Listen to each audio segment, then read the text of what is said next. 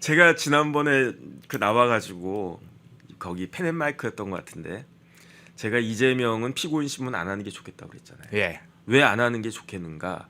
분명히 저 사람 실수한다. 음. 왜냐하면 공직선거법상에 예컨대 그 이야기 이렇게 쭉 한 것들은 다 실수한 거거든요. 그러니까 안 해도 될 말을 갖다가 한 거예요.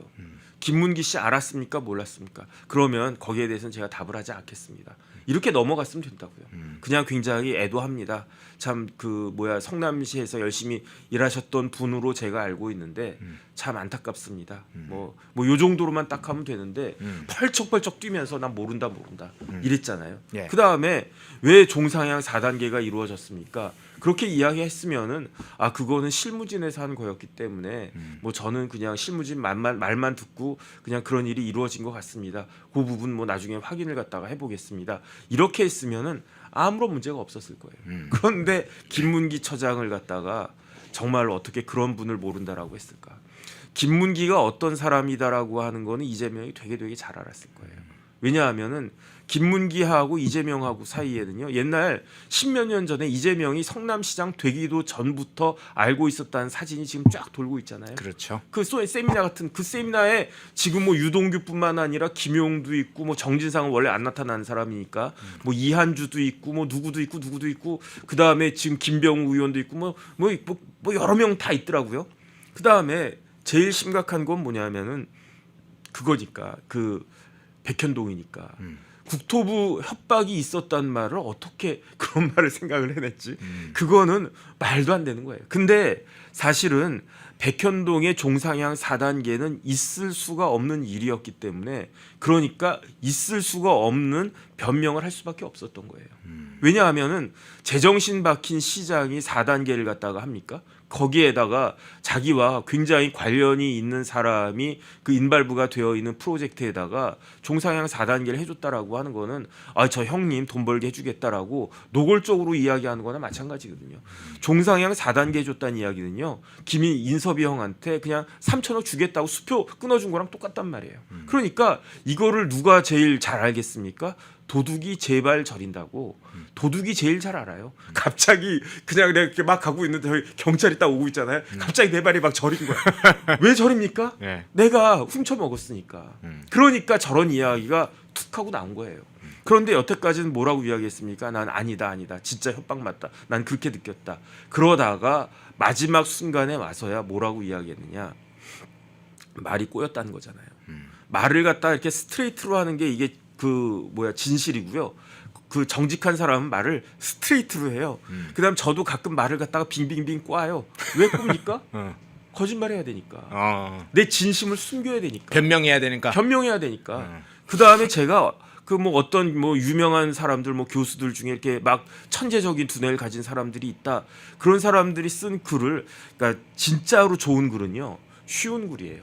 제가 대학 다닐 때는 나름 대학생이다 해가지고 내가 나름 이제 사학도다 해가지고 역사 그때 사학과 다닐 때 그 글을 어려운 글이 굉장히 좋은 글인 줄 알았어요.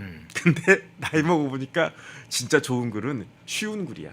그 다음에 진짜 어려운 글들 중에 진짜 대단한 그러한 인사이트가 담겨져 있는 글들도 있더라고요. 왜냐하면 그거는 진짜 아주 그냥 대단한 사상가들이 내가 하고 싶은 말을 압축해서 이야기해야 되는데 그런 것들을 저희 같은 사람들은 평범한 사람들은 생각해야 깨달을 수 있는 그런데 몇 번 생각하고 나서 그 무릎을 딱 치면서 야 이거 진짜 대단한 그 생각이다 이런 이야기들이 있는 경우도 있는데 대부분의 경우에는 좋은 글은 그냥 스트레이트한 이해하기 쉬운 그런 글들이거든요. 그런데 어떤 글들은 앞만 읽어도 무슨 말인지 모르겠어. 빙빙빙빙빙 막 꽈어. 그리고 나서 이렇게 곰곰이 딱 보면은 북한을 찬양하는 글이야. 그런 글들 북한을 찬양하는 글들 중에 노골적으로 옛날 같으면 노골적으로 김일성 만세 막 그랬었어요. 왜냐하면 북한이 남한보다도 더 우월한 체제라고 생각했던 사람들이 80년대는 물론이고 90년대까지 2000년대까지도 많이 있었는데 지금 적나라하게 드러났으니까 김정은 같은 사람을 대단한 사람이다라고 그렇게 찬양할 수는 없는 거 아니겠습니까? 그렇죠. 그런데 김정은을 찬양은 하긴 해야 되겠는데 노골적으로 하면 바보 취급당하니까 말을 갖다가 빙빙빙빙빙 막 돌려. 그러니까 말을 꼬았다라고 하는 이야기는요. 쉽게 말하면 거짓말했다는 이야기예요. 그거를 저는 어떤 식으로 그 법적으로 그 이걸 갖다가 받아들였느냐. 드디어 이재명 대표가 자백을 했구나. 그런데 자백을 했는데 그 솔직하게 자백한 게 아니고 얼떨결에 자백한 것이다. 그러니까 정상 참작의 여지도 전혀 없다. 저는 그런 생각이 듭니다. 예. 자, 이 부분 한번 좀 그러면 여쭤볼게요. 이재명 대표는 지난 2018년 6월 TV 토론에서 친형을 정신병원에 강제 입원시키려 했다는 다른 후보의 질문에 대해서 그런 일 없다 이렇게 답을 해서 허위사실 공표 혐의로 법정에 선 적이 있죠. 대법원에서 이제 무죄를 선고받았는데요. 당시에 권순일 전 대법관이 무죄 판례를 무죄 어떤 취지의 논리를 만들었었죠. 그런데 이번에 이재명이 지금 재판 전략 중에 권순일 전 대법관이 그때 무죄 어떤 논리를 만들었던 이 판례를 이번에도 자신의 재판 전략으로 좀 대응하는 거 아니냐, 그런 방식으로 활용하는 거 아니냐, 뭐 이런 분석도 있어요. 그 부분이 유사성이 좀 있습니까?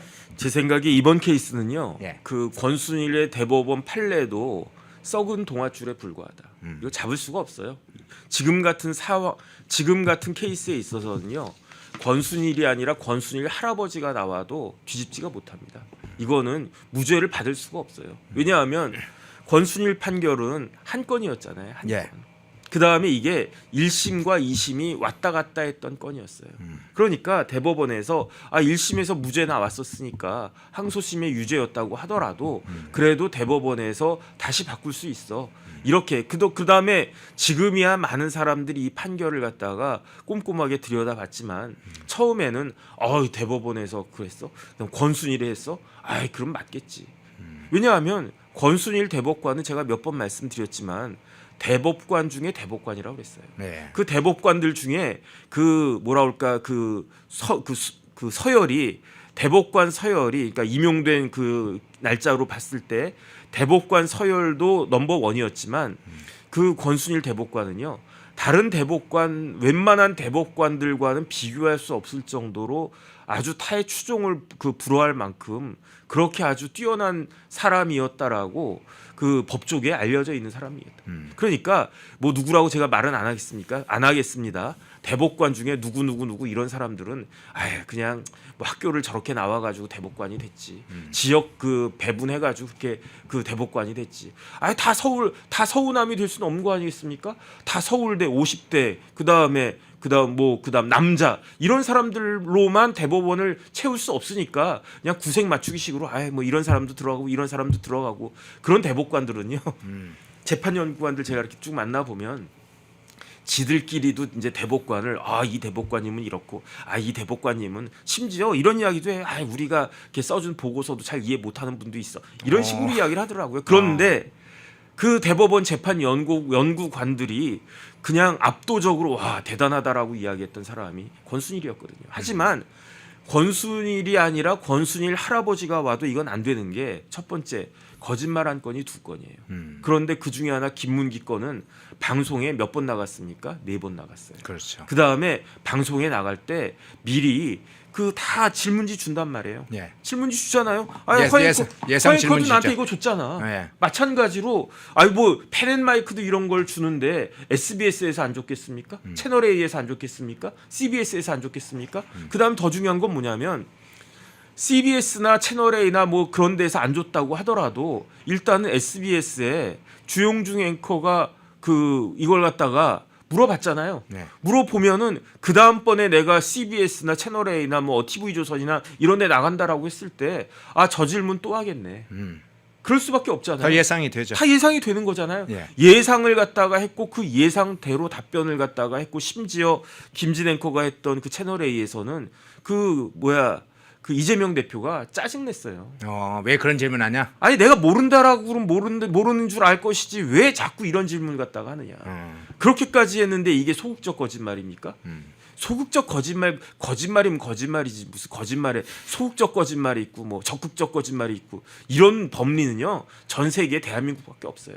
이거는 빨리 대법원에서 파기되어야 되는 그런 거고 더 중요한 건 뭐냐면은 백현동이잖아요. 네. 대장동. 그다음에 이제 그 대장동 그러니까 대장동이 아니라 백현동 그 국토부 협박. 네. 국토부 그 백현동 재판은요. 한 건이 아니에요. 재판은 3건이라고요. 첫 번째가 공직선거법, 두 번째가 이재명 대표의 메인 게임이라고 할 수 있는 업무상 배임죄. 그거 백현동하고 지금 뭐 대장동하고 그 뭉뚱그려 가지고 지금 질질 세월아 대월아 재판하고 있잖아요. 네. 그 재판이 이 재판이란 말. 이제 이 공직선거법 재판하고 똑같고 세 번째가 뭐냐? 김인섭 재판이에요.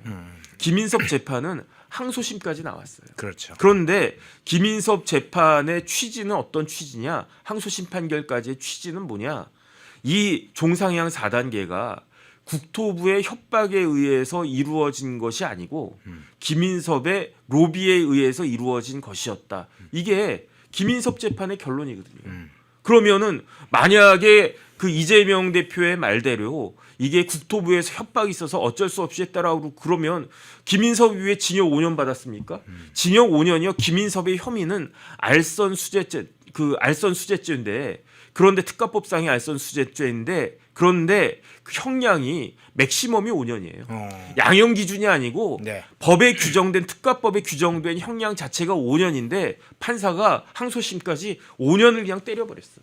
진짜 마음 같아서 10년, 20년 때리고 싶은데 법이 정한 형량이 5년밖에 안 되니까 당신 같은 사람 5년으로 그냥 어쩔 수 없다. 그러면서 그냥 5년 날려버린 거예요. 그러면 김인섭 억울하지 않겠습니까? 아 이거 저기 뭐야 그 국토부에서 협박 때문에 그래가지고 한 건데 왜 나를 갖다 5년씩이나 때려 판사 이상하네 막 이렇게 이야기하지 않겠습니까? 그런데 김인섭은 무슨 생각할 것이냐? 아 알겠습니다 5년만 지나가라 5년만 때우면 됐지 뭐 이런 생각하는 거 아니겠습니까? 예. 이런 사정이기 때문에 이재명 대표에 관련해가지고는 제가 봤을 때 무죄는 도저히 나올 수가 없다. 저는 그런 생각이 듭니다. 권순일 생각을 지워야 되겠군요. 이재명이. 네네. 지나간 옛일이요. 이렇게 생각해야 되는 게 맞겠군요. 그러니까 이재명 대표가 징역 2년 구형 딱 받았을 때 마치 판결 선고를 받은 것처럼 그 표정이 이렇게 사진 막 몇 군데서 찍은 거 있더라고요. 기자들이. 예. 그 사진 중에 뭐 몇 개는 와 진짜 완전히 그냥 뭐라 그럴까 완전 당황해가지고. 울상에다가 막 예. 그 찌그러진 얼굴 막 그랬죠. 그런데 이제 11월 15일에 판결이 나올 텐데 그 판결 선고됐을 때 그 표정을 갖다가 보시면은 그러면은 이제 알 것이다. 이 사건의 의미를 알 것이다.